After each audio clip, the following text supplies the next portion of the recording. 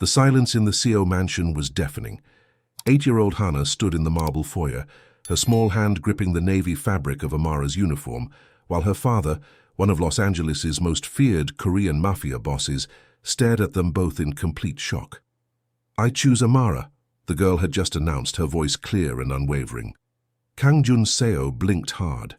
Of all the trained bodyguards, of all the loyal staff, of all the people in his empire built to protect his daughter, she had chosen the maid, the black woman who had worked in their house for barely 3 months. Amara Lewis nearly dropped the silver tray in her hands, her dark eyes wide with disbelief. Me? Hana, sweetheart, are you sure?" The child pressed her face against Amara's side, arms wrapping tighter around her waist. "You're the only one who makes me happy." It was the first time anyone had heard Hana use the word happy in years. Kang Jun's jaw tightened, something painful and unfamiliar twisting in his chest. This woman, this stranger, had accomplished what his money, power, and endless resources never could. And now she was about to become part of something he never saw coming. Welcome to Korean Mafia Lovers. Hello everyone. Please tell us where you're watching from and subscribe to the channel. Your support is essential for us to continue creating these emotional stories. 3 months earlier, Amara Lewis had walked through the towering gates of the CO estate with nothing but a worn duffel bag and desperate hope. She needed this job, needed it more than air, more than pride, more than the voice in her head telling her she didn't belong in a world of marble and money. The mansion was a fortress of glass and steel, perched high in the Hollywood Hills like a crown jewel overlooking Los Angeles.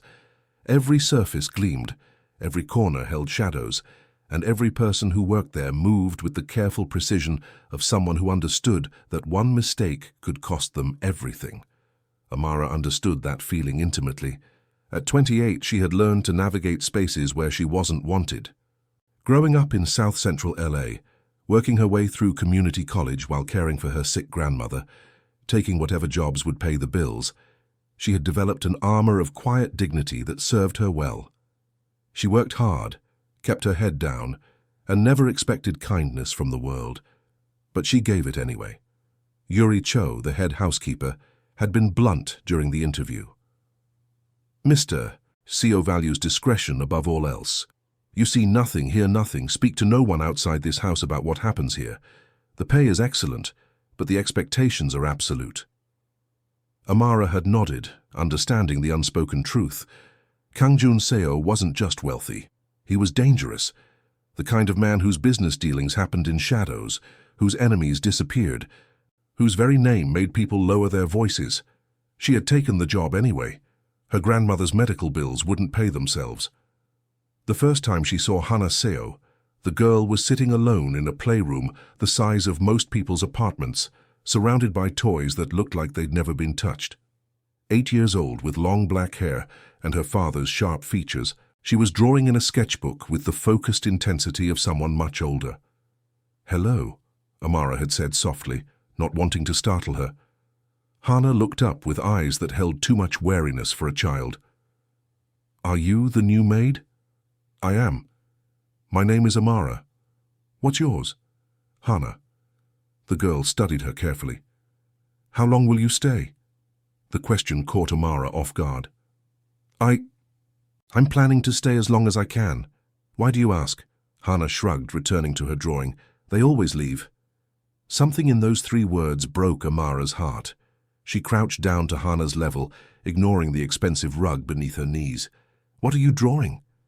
For the first time, Hana's expression softened slightly. "A bird.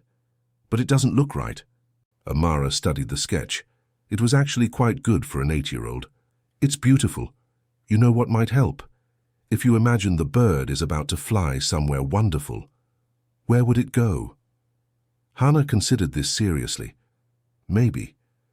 To a place where it has friends." "That sounds perfect. Birds are happiest when they're not alone." It was a simple conversation, but it planted a seed. Over the following weeks, Amara found herself gravitating toward Hana whenever her duties allowed. She would braid the girl's hair in the mornings, teaching her songs her own grandmother had sung. She would listen patiently when Hana talked about her drawings, her dreams, her fears. Most importantly, she treated Hana like a child, not a precious object to be protected, not a symbol of her father's legacy, but simply a little girl who needed connection. The other staff noticed. Daniel Kim, Kang Jun's chief bodyguard, watched with approval as Hana began to smile more. Yuri Cho, initially skeptical of the new maid, found herself impressed by Amara's gentle competence. But it was Kang Jun himself who noticed most of all. He would catch glimpses of them together, Amara patiently helping Hana with a puzzle, or sitting beside her during thunderstorms when the girl was afraid. Each time, something twisted in his chest, something that felt dangerously like longing. Kang Jun Seo had built his empire on control. Every relationship was transactional. Every emotion was a weakness to be exploited. Love was a luxury he couldn't afford. Not in his world, not with his enemies, not when caring about someone made them a target. But watching Amara with his daughter challenged everything he thought he knew about strength. The morning he announced the Disney trip, it had been an impulse, a rare attempt to connect with Hana before she grew up entirely in the shadow of his choices. He expected her to choose her tutor, maybe her Aunt Heijin, possibly even Daniel. He never expected her to choose the maid. "I choose Amara." The words hung in the air like a challenge. Around the room, his lieutenants exchanged glances. Aunt Heijin raised an eyebrow. Even Yuri looked surprised, but it was Amara's reaction that stopped his heart. The way her eyes widened, the way her hands trembled slightly as she set down her tray, the way she looked at Hana with such pure protective love that it took his breath away. "Hana, sweetheart, are you sure?" Amara asked gently. Hana ran to her, wrapping small arms around Amara's waist with fierce determination. "You're the only one who makes me happy." The honesty in his daughter's voice hit Kang Jun like a physical blow. In 8 years of trying to give Hana everything money could buy, he had failed to give her the one thing she needed most, genuine connection. And this woman, this stranger who had been in their house for 3 months, had given it to her effortlessly. "Fine," he managed, his voice rougher than intended. "Amara comes." As the room slowly emptied, people returning to their duties with whispered conversations, Kang Jun found himself alone with Amara and Hana. The little girl was still clinging to Amara, chattering excitedly about Mickey Mouse and princesses. Amara caught his eye over Hana's head. "Sir, I don't have a passport, and I'm not sure it's appropriate for—" "It's handled," he interrupted. "Whatever you need, it's handled." She blinked, clearly overwhelmed. "I don't understand why you're doing this." Kang Jun looked at his daughter, finally calm and animated in a way he hadn't seen in years, and felt something shift inside him, something dangerous and terrifying and absolutely necessary. "Because," he said quietly, "she chose you. And maybe it's time I learned why." The words hung between them, loaded with implications neither was ready to examine. But as Hana pulled Amara toward the window to point out birds in the garden, the same birds she'd been drawing for months, Kang Jun realized that this trip to Disney World was going to change everything. Whether he was ready or not, Disney World was a universe away from the controlled environment of the SEO estate. The moment they stepped off the private jet in Orlando, Kang Jun felt exposed in a way that made his security instincts scream. Too many people, too many variables, too many ways for things to go wrong. But Hana was practically vibrating with excitement, her small hand clutched firmly in Amara's, and for the first time in years his daughter's happiness mattered more than his paranoia. "Look, Daddy!" Hana pointed at the Disney transport bus decorated with cartoon characters. "It's like a rainbow." Kang Jun glanced at the garish vehicle and suppressed a grimace. He had arranged for private transportation, of course, armored cars, vetted drivers, secure routes, but Amara had gently suggested that part of the Disney experience was riding the magical bus with other families. "She needs to feel normal," Amara had said during the flight, her voice low enough that Hana couldn't hear. "Just for a few days. Normal." The word was foreign to Kang Jun's vocabulary. Nothing about his life had been normal since he was Hana's age, since his own father had been gunned down in a restaurant in Koreatown, since he'd learned that survival meant becoming harder than your enemies.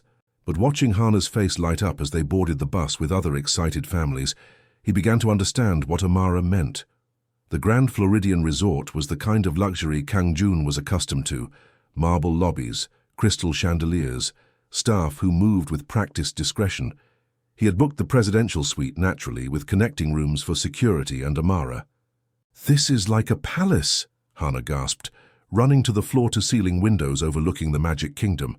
Amara followed more slowly, her eyes wide as she took in the opulent surroundings.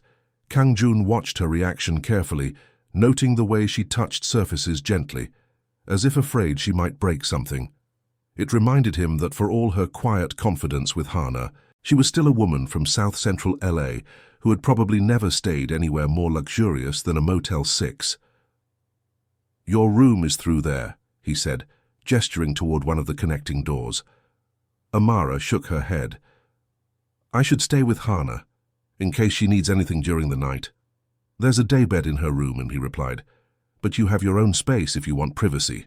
She looked at him with those steady dark eyes that seemed to see too much. "Thank you.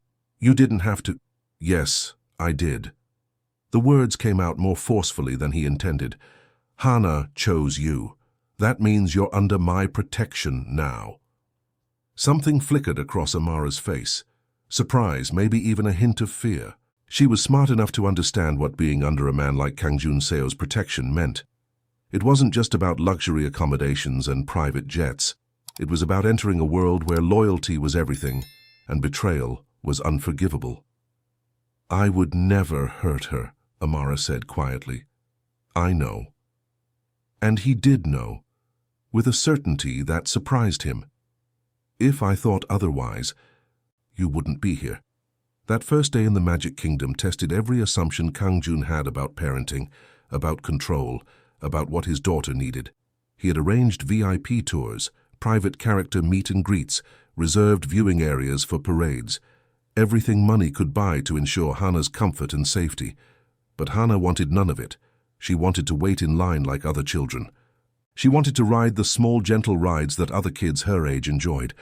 She wanted to eat Mickey-shaped pretzels from a cart instead of dining in exclusive restaurants. And through it all, she wanted Amara's hand in hers. "Can we go on the teacups?" Hana asked, pointing to the spinning ride that made Kang Jun's security team exchange nervous glances. "That looks crowded, sweetheart," Daniel Kim said diplomatically. "Maybe we could—" "I think the teacups look wonderful," Amara interrupted gently. "Should we get in line?" Kang Jun watched as Amara guided Hana toward the queue, chatting easily with other families, helping Hana make friends with a little boy who was also waiting with his parents. It was so natural, so effortless, that it took him a moment to realize what he was witnessing. His daughter was being normal. Not the carefully protected heir to a criminal empire, not the traumatized child who flinched at loud noises and trusted no one. Just a little girl excited about spinning teacups and making friends. "She's good with her," Daniel observed, moving to stand beside Kang Jun. "Yes." Kang Jun's voice was rougher than he intended. "She is. The kid's been different since Amara arrived, happier." Kang Jun nodded, not trusting himself to speak. He had noticed the change in Hana, the way she laughed more, the way she sought out physical affection, the way she had started drawing pictures of families instead of solitary birds. He had attributed it to maturity, to time healing old wounds. He had been wrong. It was Amara. That evening, as they watched the fireworks from Main Street, USA, Hana climbed into Amara's lap without hesitation. The gesture was so natural, so trusting, that it hit Kang Jun like a physical blow. His daughter had never climbed into his lap, not once in 8 years. "The fireworks are like stars falling down," Hana whispered to Amara, her voice full of wonder. "They are," Amara agreed, her arms wrapped protectively around the little girl. "What would you wish for if you caught one?" Hana considered this seriously. "I would wish for us to always be together, all three of us." The innocent words hung in the air between the adults like a challenge. Amara's eyes found Kang Jun's over Hana's head, and he saw his own confusion reflected there. This wasn't supposed to happen. This trip was supposed to be a simple gesture, a way to bond with his daughter before returning to their carefully controlled life. It wasn't supposed to make him question everything he thought he knew about family. "That's a beautiful wish," Amara said softly, pressing a kiss to the top of Hannah's head. Later that night, after Hannah had fallen asleep clutching a stuffed Mickey Mouse, Kang-jun found himself standing on the balcony of their suite, staring out at the lights of the Magic Kingdom. The whole place was an illusion, he knew, carefully constructed fantasy designed to make people believe in happy endings. But for the first time in his adult life, he found himself wanting to believe too. "She's asleep," Amara said quietly, stepping onto the balcony beside him. "Thank you," he said, "for today, for all of it." Amara was quiet for a long moment. "She's an amazing little girl. You should be proud." "I am." He paused, the words feeling foreign on his tongue. "But I'm also terrified." She looked at him with surprise. "Of what?" Kang-jun turned to face her fully, and for a moment, the careful mask he wore slipped entirely. "Of how much she needs you, of how much I—" He stopped himself before he could finish the thought, but the words hung between them anyway. "Of how much I need you too." The third day at Disney World started like a fairy tale and ended like a nightmare. Hannah had woken up early, bouncing on Amara's daybed with the kind of pure excitement that only children could muster. "Today we're going to see the princesses, real princesses." Amara had smiled, braiding Hannah's hair into an elaborate crown style while humming softly. Kang-jun watched from the doorway, struck once again by how natural they looked together, like a real family getting ready for a special day. The Bibbidi-Bobbidi boutique was every little girl's dream come true. Hannah sat perfectly still as stylists transformed her into a princess, her eyes wide with wonder as they painted her nails and dusted her face with glitter. "You look beautiful, princess," Amara whispered, and Hannah beamed. Kang-jun found himself taking pictures, something he never did, something that felt dangerously sentimental. But the joy on his daughter's face was worth capturing, worth remembering. The trouble started at the princess character breakfast. They were sitting at their table, Hannah chattering excitedly about meeting Belle, when Kang-jun's phone buzzed with a text that made his blood run cold. "We know where you are, we know who you're with, beautiful family you have there." The message was from an unknown number, but Kang-jun recognized the threat immediately. Sung-ho Park, his rival from Los Angeles, had found them. Somehow, despite all his security measures, despite the careful planning, Park had tracked them to Disney World. Kang-jun's eyes swept the restaurant, noting exits, counting potential threats, calculating how quickly he could get Hannah and Amara to safety. His hand moved instinctively toward his concealed weapon before he remembered where he was, surrounded by families, children, innocence. "Daddy?" Hannah's voice cut through his panic. "Are you okay?" He forced himself to smile, to appear calm. "I'm fine, princess. Just checking something." But Amara was watching him with those perceptive eyes, and he saw the moment she recognized that something was wrong. She didn't ask questions, smart woman, but her hand moved protectively to Hannah's shoulder. The next hour was torture. Kang-jun smiled and took pictures while his mind raced through contingency plans. Daniel and the security team were already mobilizing, but they were in the middle of the most crowded place on Earth, surrounded by thousands of potential witnesses and innocent bystanders. When Belle approached their table to greet Hannah, Kang-jun's phone buzzed again. Such a pretty little girl. It would be a shame if something happened to her. This time the message included a photo, Hannah hugging Belle, taken from somewhere in the restaurant. Park's people were here, watching, waiting. Kang-jun stood abruptly. "We need to go, now." "But Daddy!" Hannah started to protest. "Now, Hannah."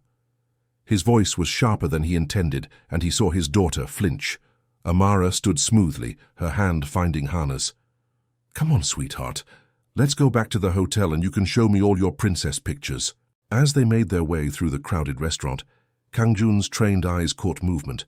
Men in casual clothes who moved with too much purpose, who spoke into concealed microphones, who watched his family with predatory interest.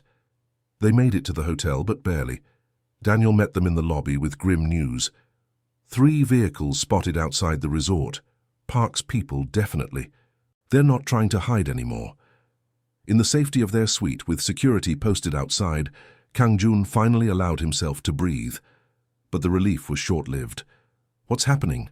Amara asked quietly. Hana was in the bathroom, changing out of her princess dress, giving them a moment to speak freely. "Someone found us," Kang Jun said. "Someone who wants to hurt me through my family." Amara's face went pale. "Hana, she's safe. I won't let anything happen to her." He paused, studying Amara's face. "Or to you." "Me?" Amara shook her head. "I'm just the maid. I'm not—" "You're not just anything," Kang Jun interrupted fiercely. "You're the person my daughter loves most in the world. That makes you a target." The weight of those words settled between them like a stone. Amara sank into a chair, her hands shaking slightly. "I never wanted this," she whispered. "I just wanted to take care of her." "I know." Kang Jun knelt beside her chair, his voice gentle. "And that's exactly why you're in danger, because you love her, because she loves you, because you've become family." Amara looked at him with tears in her eyes. "What do we do?" Before Kang Jun could answer, Hana emerged from the bathroom in her regular clothes, her face still glowing with princess magic. "Can we go swimming now?" The innocence in her voice broke something inside Kang Jun. His daughter had no idea that men with guns were circling their hotel, that her happiness had painted a target on everyone she loved. "Not today, princess," he said gently. "We need to stay inside for a while." Hana's face fell. "But you promised we could swim." "I know, and I'm sorry. Sometimes grown-ups have to break promises to keep the people they love safe." It was then that Hana seemed to sense the tension in the room. Her eyes moved between her father and Amara, taking in their worried expressions, their careful postures. "Are we in trouble?" she asked quietly. Amara opened her arms, and Hana went to her immediately. "No trouble, sweetheart. Your daddy just needs to take care of some business." "Business like at home with the scary men?" The question hit Kang Jun like a punch. His 8-year-old daughter knew about the scary men in his life. She had been watching, learning, understanding far more than he had given her credit for. "Yes," he said honestly, "like at home." Hana was quiet for a long moment, then looked up at Amara. "Will you stay with me?" "Always," Amara promised without hesitation. And in that moment, watching the woman he was falling in love with promise to protect his daughter, Kang Jun realized that everything had changed. This wasn't just about keeping Hana safe anymore. It was about protecting the family they had accidentally become, even if it meant going to war to do it. His phone buzzed one more time. Midnight. The parking garage. "Come alone, or the maid dies first." Kang Jun looked at Amara holding his daughter, both of them trusting him to keep them safe, and felt something cold and deadly settle in his chest. Sung-Ho Park had made a critical error. He had threatened the wrong family. The hotel suite felt like a beautiful prison. Outside, Disney World continued its magical performance. Fireworks painted the sky, children laughed on rides, families made memories that would last forever. Inside, Kang Jun paced like a caged animal while his security team prepared for war. "Absolutely not," Daniel said for the 3rd time. "You're not meeting Park alone. It's suicide." "It's the only way to keep them safe," Kang Jun replied, checking his concealed weapons. "He wants me, not them." "You don't know that. The moment you're dead, what's to stop him from—" "Enough." Kang Jun's voice cut through the room like a blade. "This is not a discussion." Across the suite, Amara sat on the couch with Hana, reading a story about brave princesses and happy endings. But Kang Jun could see the tension in her shoulders, the way her voice trembled slightly on certain words. She knew what was happening, even if Hana didn't. At 11:30, Kang Jun knelt beside his daughter. She looked so small in her Disney pajamas, clutching the stuffed Mickey Mouse she'd insisted on buying. "I have to go take care of something, princess," he said softly. Hana looked up at him with those 2 wise eyes. "The scary men." "Yes, but I'll be back soon, I promise." "You said promises get broken sometimes." The words hit him harder than any bullet ever had. "Not this one. This promise I'll keep." Hana studied his face for a long moment, then threw her arms around his neck. "I love you, Daddy." It was the first time she had said those words in years. Kang Jun held her tight, memorizing the feeling of her small body against his chest, the scent of her shampoo, the absolute trust in her voice. "I love you too, princess, more than all the stars in the sky." When he stood to leave, Amara was there, her dark eyes filled with fear and determination. "Bring yourself back," she whispered. "She needs you. We both—" She stopped herself, but the unfinished words hung between them. "We both need you." Kang Jun reached out, his fingers brushing her cheek. "Take care of her. If something happens to me, nothing's going to happen to you." Amara's voice was fierce. "You're going to come back, and we're going to finish this vacation, and Hana's going to meet every princess in the park. Do you understand me?" For a moment, Kang Jun forgot how to breathe. This woman, this incredible, brave, beautiful woman, was ordering him to survive. Not for his empire, not for his reputation, but for his daughter, for her, for them. "Yes, ma'am," he said softly and meant it. The parking garage was a concrete tomb, all shadows and echoes. Kang Jun arrived 5 minutes early, his senses hyper-alert, cataloguing every potential threat. 3 levels underground, minimal lighting, too many blind spots. If Park wanted him dead, this was the perfect place for it. At exactly midnight, Sung-ho Park emerged from behind a pillar, flanked by 4 armed men. He was younger than Kang Jun, hungrier, with the kind of desperate ambition that made men dangerous. "Kang Jun Seo," Park said, his voice echoing in the empty space. "The great king, brought low by a little girl and her maid. What do you want, Sung-ho?" "What I've always wanted. Your territory, your contacts, your empire." Park smiled, cold and predatory. "But I'll settle for your life." "Then take it. Leave my family out of this." Park laughed. "Family? You mean the black woman who cleans your toilets? Or did you forget that your real family is already dead?" The reference to his murdered father made Kang Jun's hand twitch toward his gun, but he forced himself to remain still. "They have nothing to do with our business." "They have everything to do with it. You see, I've been watching you, Kang Jun, for months, and I've noticed something interesting."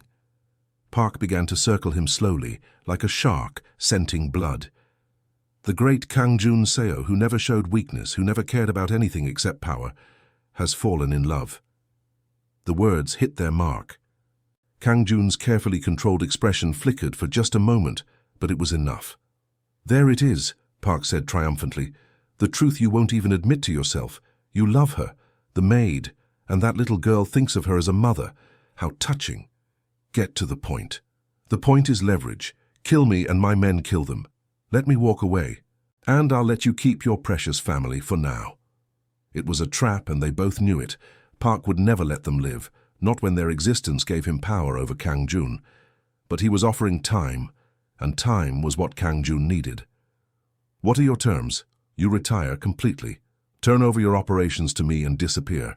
Take your little family and vanish somewhere I'll never find you." Kang Jun considered this. It wasn't impossible. He had enough money hidden away to live comfortably anywhere in the world. But it would mean abandoning everything he had built, everything his father had died for. "And if I refuse?" Park's smile turned vicious. "Then I start with the maid, slowly. While you and the little girl watch." The threat hung in the air like poison. Kang Jun felt something cold and deadly settle in his chest. Not fear, but calculation. Park had made a critical error. He had threatened the wrong people. "You know what your problem is, Sung-ho," Kang Jun said conversationally. "Enlighten me. You think love makes me weak, but you're wrong." Kang Jun's voice dropped to a whisper. "It makes me absolutely fucking ruthless." The words were still hanging in the air when the lights went out. Daniel and his team moved like ghosts in the darkness, taking out Park's men with silent efficiency. Kang Jun had never intended to face Park alone. He had just needed to get him talking long enough for his people to get into position. When the emergency lighting flickered on, Park was on his knees, blood streaming from a head wound, his men unconscious or dead around him. "You think this ends it?" Park snarled. "I have people everywhere. They'll never be safe."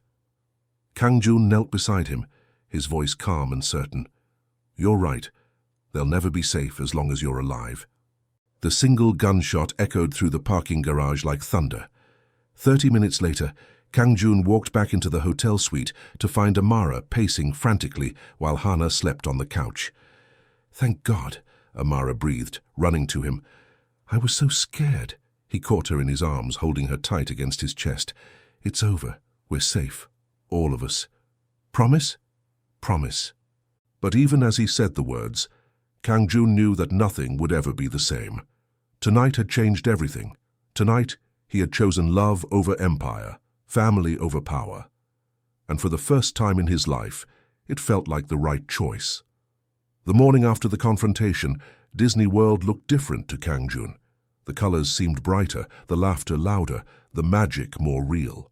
It was as if surviving the night had stripped away a filter he hadn't realized he'd been seeing through.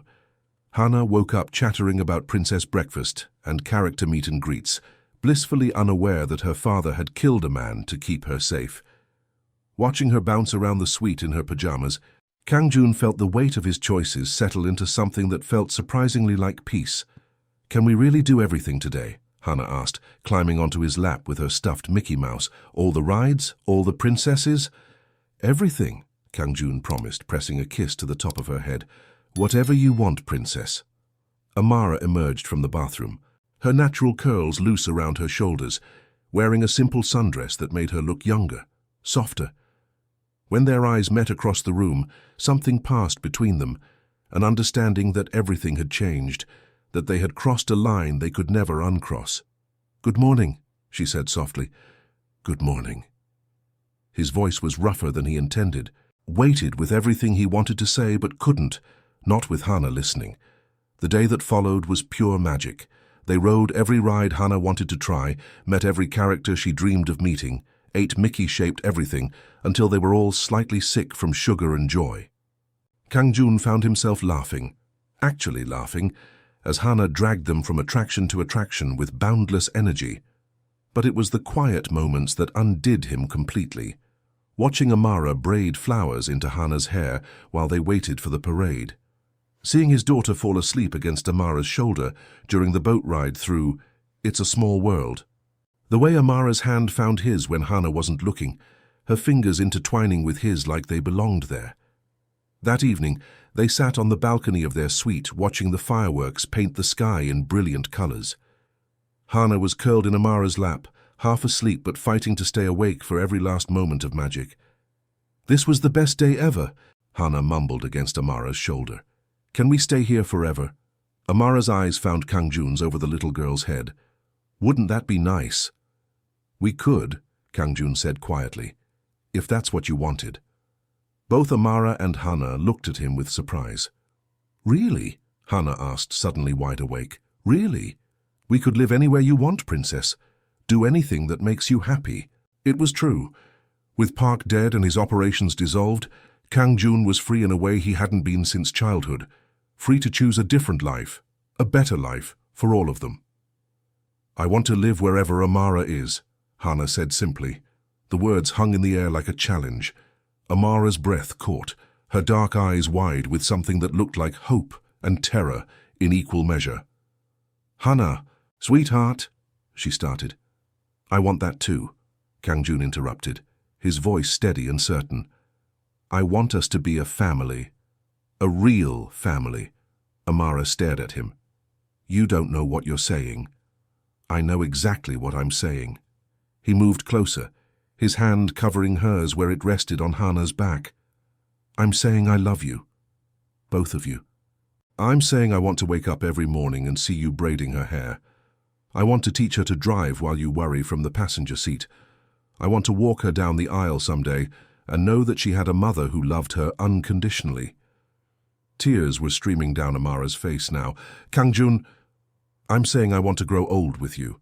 I want to spoil our grandchildren and argue about what to watch on TV and fall asleep holding your hand every night for the rest of my life."